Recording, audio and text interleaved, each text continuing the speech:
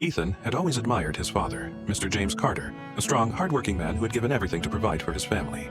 His mother, Margaret, was the heart of their home, always offering warmth and wisdom. Growing up, Ethan watched them sacrifice their own comfort to ensure he had the best life possible.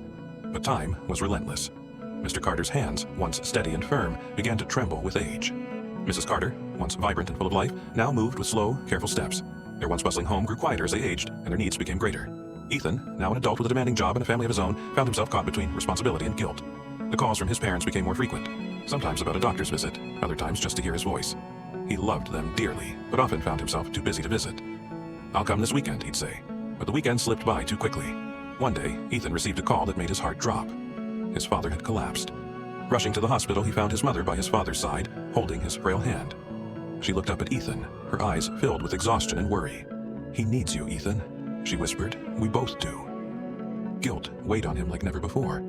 How had he let life pull him so far from the two people who had given him everything? From that moment, Ethan made a promise. To be there. Truly be there. He arranged for better care, visited regularly, and made time to listen to their stories, even the ones he had heard 100 times before. He realized that caring for his parents was not an obligation, it was an honor. As the years passed, his parents grew older, but they were never alone. They spent their days surrounded by love, laughter, and the presence of the son they had raised so well. And when the time came to say goodbye, Ethan had no regrets. Only the comfort of knowing he had repaid their love in the only way that truly mattered, by being there when they needed him the most. Love your parents while you still can. If you agree, like and subscribe.